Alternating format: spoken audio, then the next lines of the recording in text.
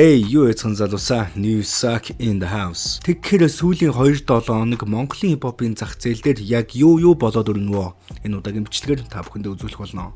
Энэхүү бичлэгийг олон улсын бооцооны сайт 1xBet хамтран үргэж байна. Хэрв та 21 болон түүнээс дээш настай бол тайлбар хэсэгт байгаа линкээр бүртгүүлэн ороод өөрийн мэдээллийг үүсгэн New Suck гэсэн промо кодыг ашиглан анхны депозитдоо 100% бонус аваарай. XXX Hit Music Awards. За олон юмараад яг шууд эхний сэдвт орцгоё. Эхний сэдв бол XXX Hit Music Awards. Тэгэхээр Монголдо цор ганц шагнал гардуулах энэ үйл ажиллагаа тун удахгүй буюу 4 сарын 20-нд хагасайн өдөр Степе аренад болох гэж байна. Энэ оны шагнал гардуулах үйл ажиллагаа өмнө жилийнхтэй мөн адил 14 номинацаас бүрдэж байгаа. За яг эндээс харахад бол нэг л номинацийн нэр бол өөрчлөгдсөн байгаа. За 2023 онд бол Label Crew of the Year гэдэг шагнал нь 2024 онд Label of the Year хэмээн бол өөрчлөгдсөн байгаа. За өөрнийх бол номинац дээр бол өөрчлөлт гараагүй. За тэгэд мэдээж өмнө жилийнхээс өөрчлөгдсөн зүйл гэвэл энэ лого, энэ брендинг энэ бол бүгдээрээ эрс өөр болсныг бол харж байгаа ах илүү өөр төвшнийх бол болсон байна. За шүүгчдийн бүрэлдэхүүнийг бол баг зэргийн өөрчлөгдсөн гэж сонссон. За илүү мэрэгжлийн ч гэдэм үү те илүү чадвартай, илүү шалгууртай бол энэ жилийн шүүгт бол явагдана гэж байгаа. Үүнээс гадна хамгийн сонирхолтой, хамгийн анхаарал татж байгаа нэг зүйл нь XXX Hit Music Awards дээр клик бум бүрэн бүрэлдэхүүнээрээ перформанс үзүүлнэ гэсэн шуум байгаа. За энэ нь бараг л үнэн болж таарж байгаа бах. Үүнээс харахад бол ойрын үед харагдаагүй, үзэгдээгүй уран бүтээлчдийг бол бид нэр бол XXX-ийн тайзан дээрээс харах боломжтой. Миний зүгээс бол XXX Hit Music Awards-ийн одоо шагнал гардуулах үйл ажиллагааны дараа өөрийн санал бодлоос хэлсэн иймэрхүү бол бичлэг хийх болно яг номинац тус бүр дээр нь. За тэгээд одоогоор Монголдо цор ганц хипхоп Music Awards-ыг зохион байгуулж байгаа бүх арай албаныхан болоод бүх ажилтан рэперүүдтэй одоо томоос том амжилтыг хүсье. XXX Hit Music Awards. За дараагийн сэдэв бол Loki болон Mövji нэртэй холбогдож байгаа. За эдгээр залуусын хувьд бол beefтэй байсныг та бүхэн мэдж байгаа. За би бас нэг өмнөх бичлэгэн дээр ярьж байсан шүү дээ. Loki бас Instagram live хийгээд Mövjид бас хідэн үг хандаж хэлж байсан. Чадчих штэ. Чадчихад нь бол арга байхгүй. Би бол чадчих байгаа гэдэгт нь бол итгэлтэй байгаа. Чаджин айдол болж байгаа бүх артистуудтайгаа юм хийж гин гэдэг юм хийж байгаа. Гэхдээ хүн гэдэг утгаараа гэх юм бол Mövji бол золовсох штэ. Золовсог. Үнэхээр золовсог.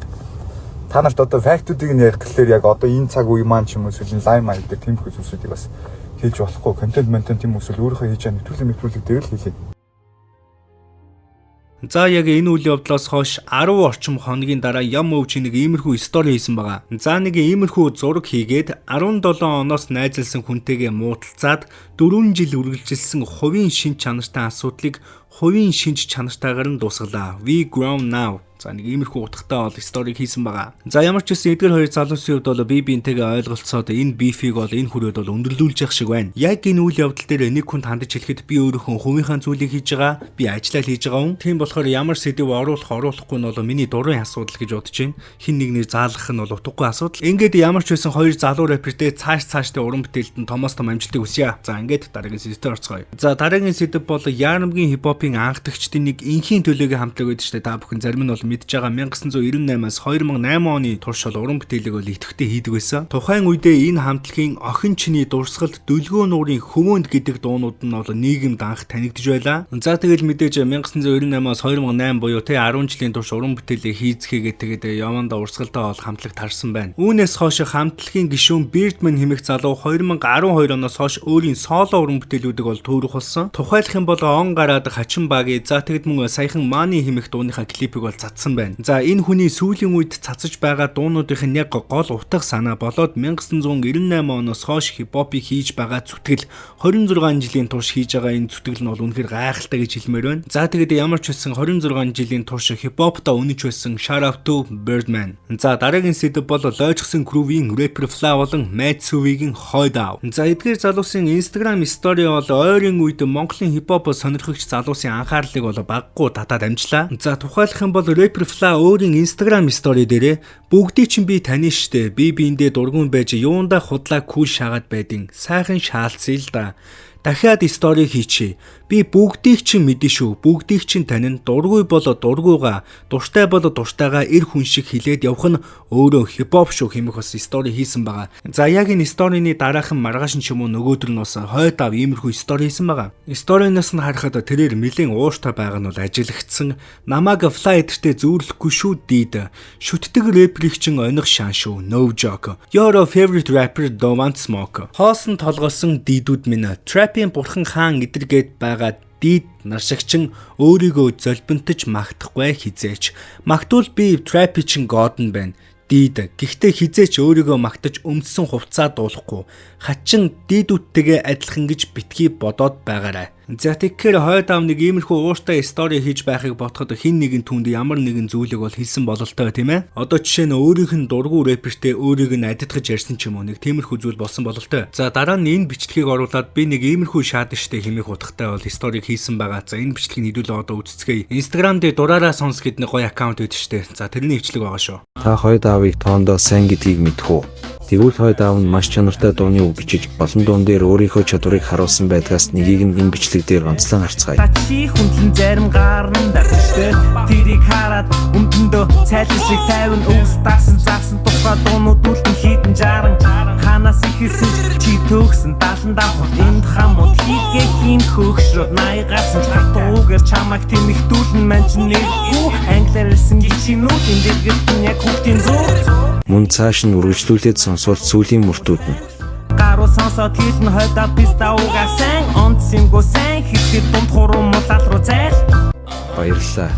Бас follow хийхээ битгий мартаарай. За ямар ч байсан Rapper Fly болон хойд амын стори хоорондоо яг гоё огтлцож байгааг ямар ч зарж байгаа бох. За Rapper Fly-гийн стори энэ дээ. За дургуй бол дургуугаа шууд хэлээ. Энэ бол жинхэнэ хипхоп штэ. За нэг иймэрхүү үйл явдал бол болоод өрнсөн байна. Тэгээ энэ beef цаашдаа ерөнхийдөө яг beef-ийн төвшөнд явагдах уу, яах уу, ийх үү. За энэ нь бол одоо мэдээж цаг хугацааны асуудал байгаа. За дараагийн сэдэв бол өвөр Монголын рэпер OG Axman-тэй холбогдож байгаа. За түүний жинхэнэ нэрийг бол Сүхбаатар гэдэг. Сүхбаатарын ахын хувьд бол Улаанбаатарт 7 хоногийн хугацаатай ирээд за тэгээд саяхан бол нутаг утсан байгаа. Түүний ирсэн гол шалтгаан нь бол халах Монголын нэгэн рэпертэй хамтарч уран бүтээл гаргах зорилгоор бол ирсэн байгаа. За тэгээд хамтрах уран бүтээлч нь хүртэл тодорхой болчихсон байгаагаас гадна саунд продюсераар нь бол Алаагүй Игоров ажиллаж байгаа. За яг энэ үйл явдалтай холбоотойгоор рэпер Big J бас өглөөнийхөө лайв дээр нэг иймэрхүү зүйлийг ярьсан байлээ. За үүнийг явуулсан үзэгчдээ маш их баярлалаа. Үүнээс гадна манай суугаас явуулдаг 23 подкаст EP4 дээр Axman ахыг бол оруулсан байгаа. За тэгээд энэ подкаст дээр Сүхбаах рэпер Rocket Band талаар нэгэн сонирхолтой баримтыг дэлгэсэн байгаа. Би энэ тухай яг ингээд сонссон байхгүй юу? Ингээд одоо Гонжгүй юм гэж. Одоо хятадын том фестивал хийнэ гэдэг Азийн тухайд тийм том фестивал хийнэ. Тэгээд одоо Азийнхаа том рэпердуудыг бүгдийг зална штэ мэдээж. Тэгээд нэг одоо хотын дарга штэ. Гонжгүй. Гонжоо юу цүнчин билүү. Тэгэд ярьжсэн дамын штэ. Хотын юу биш чухал биш харин тэр дэд хотын дарга нь чухал байгаа байхгүй юу? Тэр ингээд өөрөө тэр хүний дуугийг сонсчоо тэгээд өөрөө шеэр хийгээд энэ хүнийг залж авчир. Тэгээд наашаа холбогдохоор нь очихгүй гэж хэлсэн гэсэн шүү дээ. Үн хамаагүй гэсэн. Үн хамаагүй авчир гэж хэлсэн чинь очихгүй гэж найдаж шүү дээ. Би бишрэж шүү дээ. Одоо тэг нөгөө мэдхгүй би сонсоо хүн гэхдээ би үл амар хүсэж байгаа байхгүй юу? уулзах гээд ирж байгаа юм шүү хүн Монгол руу. Тийм шүү дээ. Над ярьсан шүү дээ ирнэгээд гойж үзье ер нь. Би үл хүсэж шүү дээ ингээд энэ чинь гоё боломж биш шүү. Монгол рэпийг төлөөлж ингэж хагалж орж Азийн контент том тайзан гарч ийн. Би хүсэж нэр үнэ төлөв өсгөж юм хэлтэй.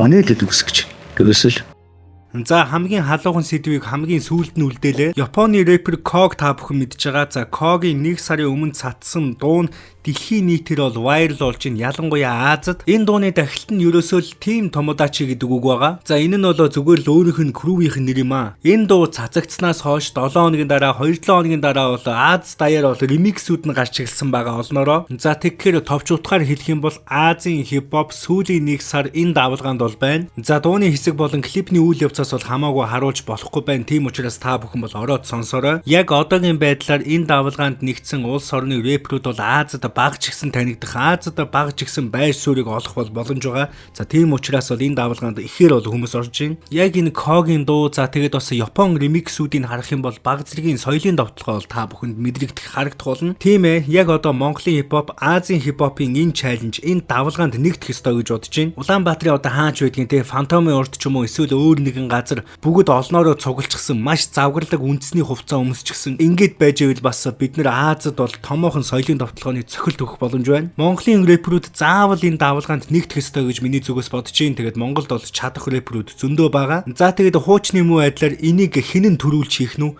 хинэн боломжийг атгах нь хэдүүлээ харжсаа. Бүр айл эсвэл хийхгүй ингээд тоохгүй хайж бас магадгүй. Гэхдээ л энэ маш том боломж. Энэ удаагийн бичлэг маань үүгээр өндөрлөж байна. Subscribe дарахаа бүү мартаарай. Suck out. Баяртай үсгчтэй.